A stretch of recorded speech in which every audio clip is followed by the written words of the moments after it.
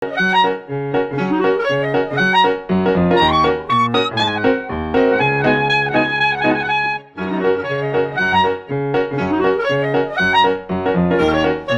good morning, my dear friends and students. I am Sadna and all of you enjoying mathematics and science with me. नेहमीप्रमाणे enjoy करताय maths आणि science. आपण बघत आहोत practice set 8.2 चे काही examples राहिलेले आहेत ते कव्हर करणार आहोत आपण आजच्या व्हिडिओमध्ये. तर चला फटाफट माझ्यासोबत समजून घ्या आजचे हे इम्पॉर्टंट एक्झाम्पल की जे इम्पॉर्टंट आहे तुमच्या एक्झामसाठी. सो स्टुडंट, आपण बघत आहोत तुमचा प्रॅक्टिस सेट 8.2 मधला हा 4th नंबरचा क्वेश्चन खूप इम्पॉर्टंट आहे आणि खूप सिंपल पण क्वेश्चन आहे. तुम्ही फक्त क्वेश्चन व्यवस्थित समजून घ्या. If diagonal of the rectangle, मग आपल्याला डायगोनल ऑफ द रेक्टँगल म्हणजे एक रेक्टँगल इथे ड्रॉ करून घ्यायचा आहे. जर आपण फिगर ड्रॉ करून घेतली तर आपल्याला कॅल्क्युलेशन करणं खूप सिंपल जाणार आहे.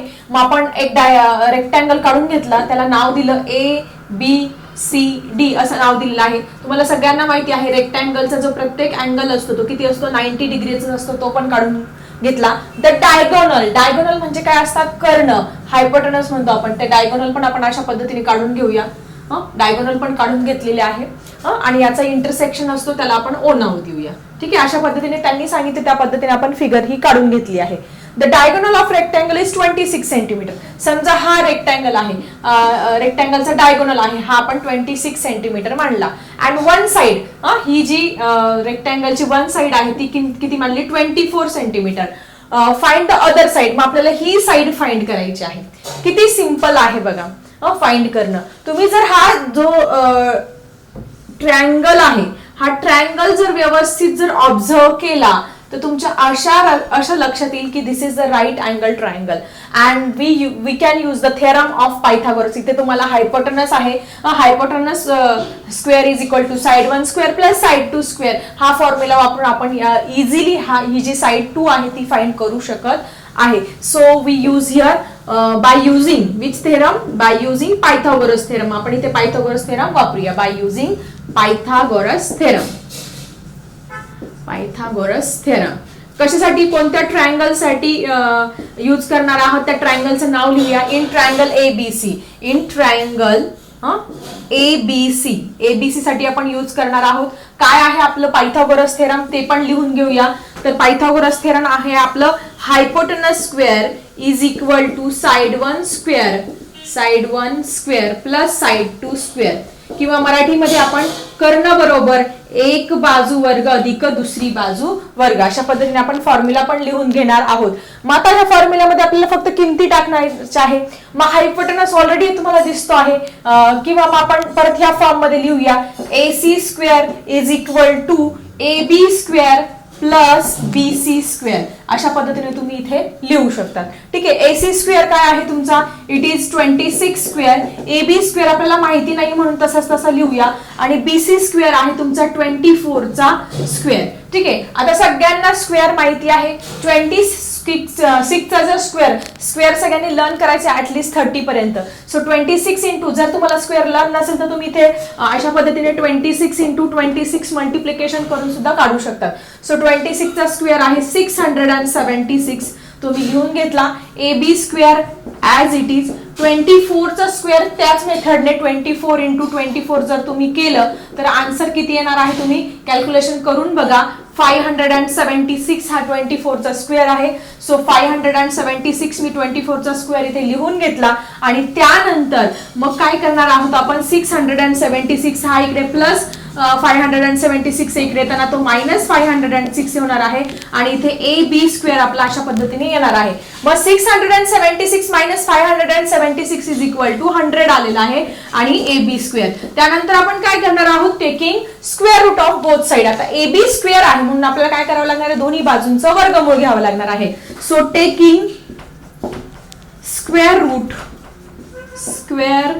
रूट ऑफ बोथ साइड्स, दोन्ही बाजूंचं वर्गमूळ घेऊया. मग वर्गमूळाचं चिन्ह इथे लिहिलं 100 आणि याचं AB स्क्वेअर इंटू AB केल्यानंतर AB स्क्वेअर म्हणजे इथं काय आलं तुमचा AB आलेला आहे, AB स्क्वेअर.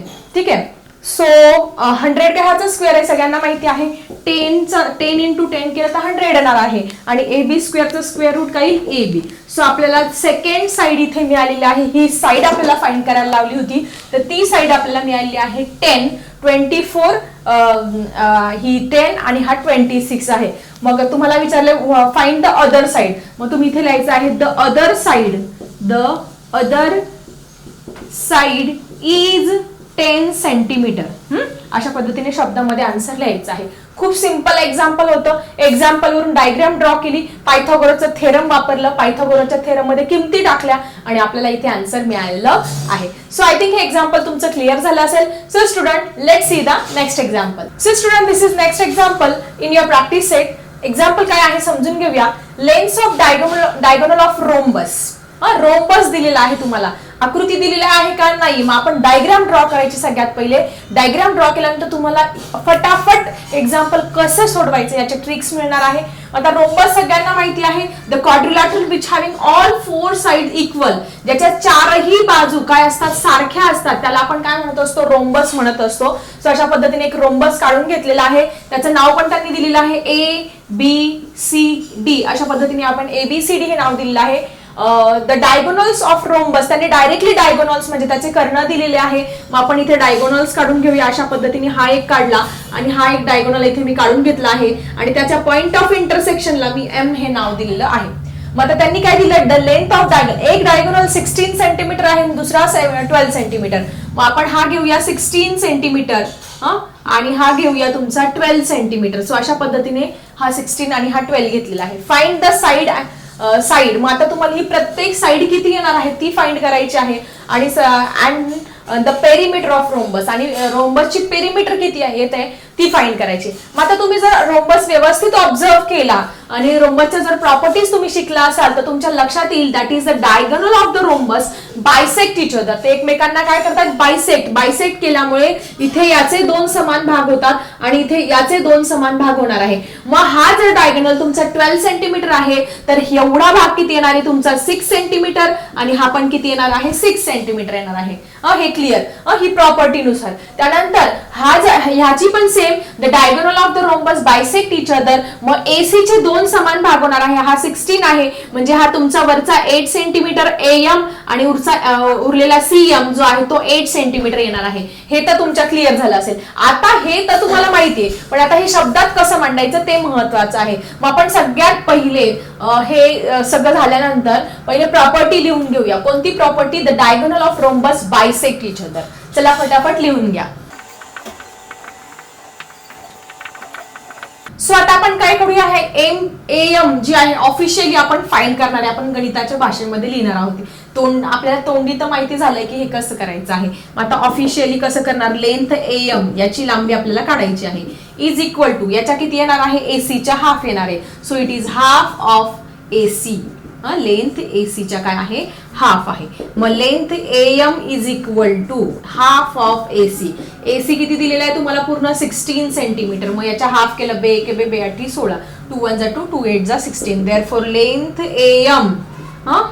AM आपल्याला मिळालेली आहे किती, 8 सेंटीमीटर मिळालेली आहे. मग ही AM 8 आहे म्हणून आपल्याला CM, लेंथ CM पण याच्यावरून मिळालेली आहे.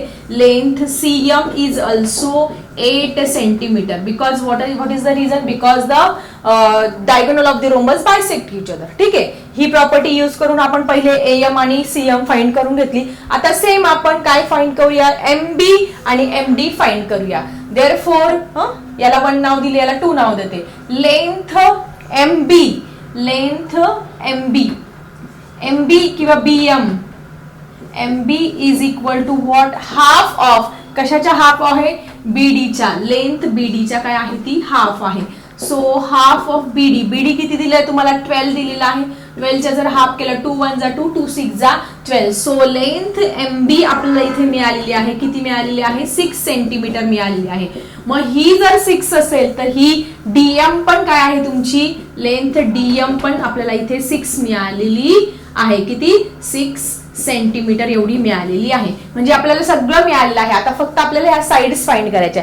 मग आता या साइड्स कशा फाइंड करायचे, मग आता तुम्ही जर व्यवस्थित ऑब्झर्व केला, हा जो ट्रायंगल आहे, हा ट्रायंगल जर व्यवस्थित ऑब्झर्व केला तर तुमच्या असं लक्षात येईल की the diagonal of the rhombus bisect each other, एकमेकांना बायसेक्ट करतात. म्हणजे इथे 90 डिग्रीचा काय होत असतो, अँगल तयार होत असतो. मग तुम्ही जर हा ट्रायंगल व्यवस्थित बघितला अशा पद्धतीने तुम्हाला काय दिसतोय तो 90 डिग्रीचा म्हणजे राईट अँगल ट्रायंगल दिसतोय. म्हणजे AMB इन ट्रँगल AMB मध्ये तुम्हाला काय 90 डिग्रीचा दिसतोय, angle M is equal to 90 degree. Angle M is equal to 90 degree आहे. म्हणजे आपण काय यूज करू शकतो, आपल्याला ही माहिती झाली, ही 8 आहे, ही 6 आहे. मग आपण ही इझिली फाइंड करू शकतो this side that is the hypotenuse. म्हणजे कुठलंही थेरम यूज करायचं that is by using the theorem of Pythagoras. आपल्याला इथे पायथागोरसचं जर थेरम वापरलं तर आपण इझिली ही जी हायपोटेनस आहे ती फाइंड करू शकतो. मग आपण काय लिहिणार आहोत, by using the theorem of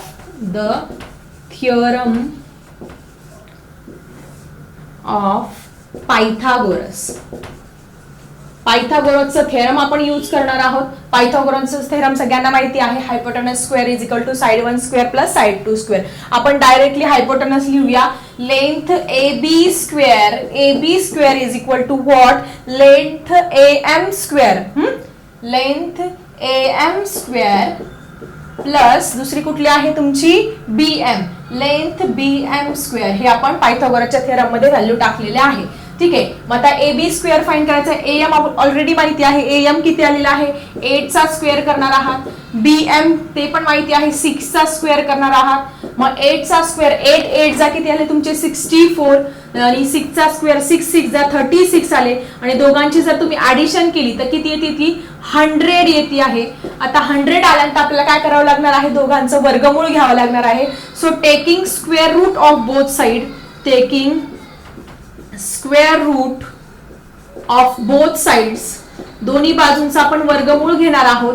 वर्गमूळ घेतल्यानंतर AB is equal to what is the cube square root of 100. आपण AB स्क्वेअर लिहिलं 100 ला अशा पद्धतीने लिहिल्यानंतर 100 कशाचा वर्ग आहे सगळ्यांना माहिती आहे 10.